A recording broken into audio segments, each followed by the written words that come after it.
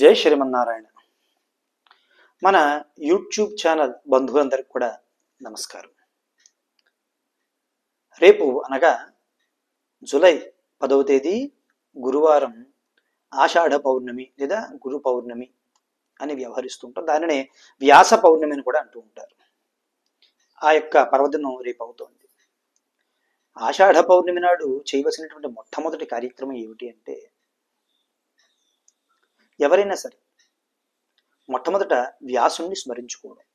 ఎందుకంటే మనకి లోకంలో ఒక నానుడు ఉంది, వ్యాసోచ్చిష్టం జగత్ సర్వం అంటారు.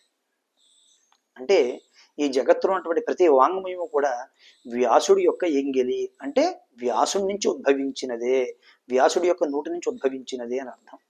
కాబట్టి జగత్తులో మనం చదివేటువంటి వేదాలు కానివ్వండి, చెప్పుకునేటువంటి పురాణాలు కానివ్వండి, ఉపపురాణాలు కానివ్వండి, చేసేటువంటి వ్రతములు కానివ్వండి, ఇవన్నీ కూడా వ్యాస విరచితం. కాబట్టి లోకానికంతటికి కూడా గురువు ఎవరు అంటే వ్యాస భగవానుడు. ఆయన్నే కృష్ణ ద్వైపాయనుడు అని చెప్పి కూడా అంటారు. ఆయన అసలు పేరేమిటి? కృష్ణుడు. ద్వీపంలో ఉద్భవించిన వాడు, జన్మించిన వాడు కాబట్టి ద్వైపాయనుడు, కృష్ణ ద్వైపాయనుడు. వేదాన్ని విభజించి వ్యాపింపచేశాడు కాబట్టి వ్యాసుడు. అంతే కదా.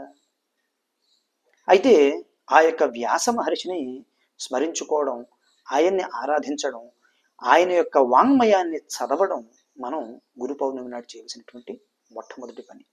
ఇంకా అంతేకాకుండా మొట్టమొదటి గురువు ఎవరికైనా సరే తల్లి, తర్వాత తండ్రి, ఆ తర్వాత ఆచార్యులు.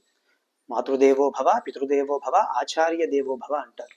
కాబట్టి తల్లి మొట్టమొదటి గురువు, వారిని సేవించుకోవడం, తల్లిదండ్రులను సేవించుకోవడం, తర్వాత అధ్యాత్మ విద్యను బోధించినటువంటి, వేద విద్యను బోధించినటువంటి, ఆధ్యాత్మిక మార్గంలో మనం ప్రయాణించడానికి ఎవరైతే మనకి సహకరిస్తారో వారిని మనకి అధ్యాత్మ గురువులు అంటారు. వారిని సేవించడం రేపు చేయవలసిన పని. అంతేకాని చాలామంది వేరే వేరే పరంపర లేనటువంటి గురువుల్ని మేము పలానా అన్యథా భావించకండి, సాయిబాబా గారిని పూజిస్తున్నామండి, సాయిబాబా గారిని పూజించుకోండి, తప్పేమీ లేదు. కానీ గురు పౌర్ణమి నాడు సాయిబాబానే పూజించాలి అనడం మాత్రం తప్పు. ఎందుకంటే సాయిబాబా గారిని ఒక అవధూత తత్వంలో ఆయన్ని అవధూతగా చాలా మంది ఆయన్ని అనుసరిస్తూ ఉంటారు, ఆయన బోధనని పాటిస్తూ ఉంటారు. ఆయన్ని గురువుగా భావించుకోవచ్చు మీరు. కానీ అసలు గురు పౌర్ణమి అంటే వ్యాసుడి యొక్క జన్మదినం, వ్యాస పౌర్ణిమ. అందుకనే వ్యాస మహర్షిని, వేదవ్యాసుని సప్త చిరంజీవుల్లో ఒకరిగా చెప్తారు. ఆయన మరణించలేదు, నేటికి కూడా కాశీలో గంగా నది తీరంలో ఆయన జపం చేసుకుంటూ అదృశ్య రూపంలో నడయాడుతూ ఉంటారు అని కూడా మనకి చెప్తూ ఉంటారు. అందుకనే మనకి శంకర భగవత్పాదులంతటి వారు వ్యాస మహర్షితోటి ఆయన సంవాదం చేస్తుంటే పద్మపాదుడు ఒక మాట అంటాడు. ఏమని అంటే, శంకర సాక్షాత్ వ్యాసో నారాయణ స్వయం. అంటే శంకర భగవత్పాదులు సాక్షాత్తు శంకరుడే, అయితే వ్యాసుడు ఎవరండి? సాక్షాత్తు శ్రీమన్నారాయణ స్వరూపం. వ్యాసో నారాయణ స్వయం అని చెప్పి అంటాడు. కాబట్టి అందుకనే వ్యాసాయ విష్ణు రూపాయ వ్యాస రూపాయ విష్ణవే అంటారు మనకి విష్ణు సహస్రనామంలో. అంటే సాక్షాత్తు వేదవ్యాస మహర్షి ఎవరో కాదండి, ఆయన శ్రీ మహావిష్ణువు యొక్క స్వరూపంగానే మనం చెప్తాం. అందుకనే వ్యాస పౌర్ణమి నాడు మనం చేయవలసిన పని ఏమిటండి? వేదవ్యాస మహర్షిని ఆరాధించడం, ఆయన ఇచ్చినటువంటి వాంగ్మయాన్ని. ఆయన ఎంత గొప్పవాడండి. మనకి ద్వాపర యుగం ఆఖరి భాగంలో వేదాలన్నింటినీ కూడా ఒక కూర్పుగా చేసి వేద విభాగం చేశాడు. వేద విభాగం చేసి ఋగ్యజు సామ ధర్మ వేదాలని కలియుగానికి అందించినటువంటి వాడు వ్యాసుడు. అంతేకాదండి, ఈ వేద సారాన్ని సామాన్యులు తెలుసుకోలేరు కాబట్టి ఆ యొక్క వేదసారం అంతటినీ కూడా పంచమ వేదం కింద మహాభారతాన్ని రచించాడు.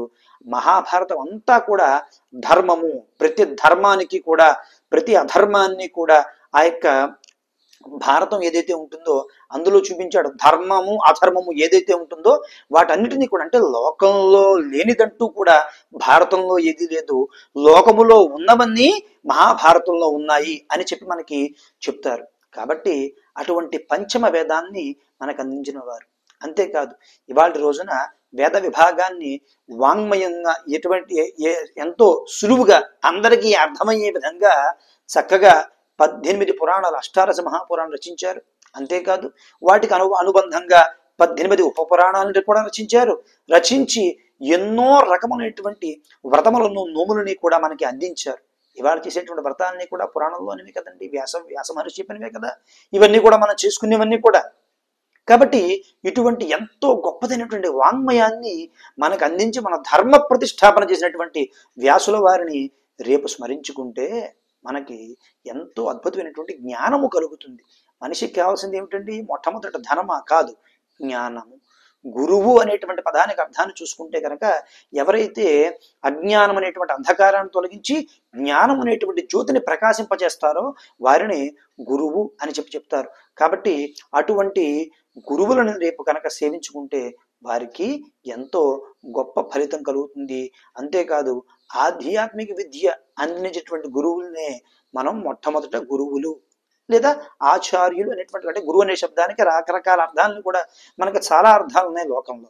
కాబట్టి ఎవరైతే అధ్యాత్మ విద్యను మనకి బోధించారో లేదా ఆధ్యాత్మిక మార్గంలో మనం ప్రయాణించడానికి మనకి బోధ చేశారో వారిని ఆరాధించుకుని, వారిని గౌరవించుకుని, వారిని సత్కరించుకుంటే చాలా గొప్పదైనటువంటి ఫలితం కలుగుతుంది.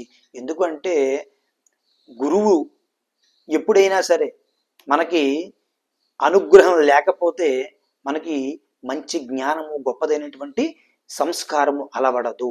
కాబట్టి ఆ యొక్క గురువు యొక్క కరుణా కటాక్ష వీక్షణాలు ఎప్పుడూ కూడా మన మీద ఉండాలి అని కోరుకునే వాళ్ళు ఎవరైనా సరే రేపటి రోజున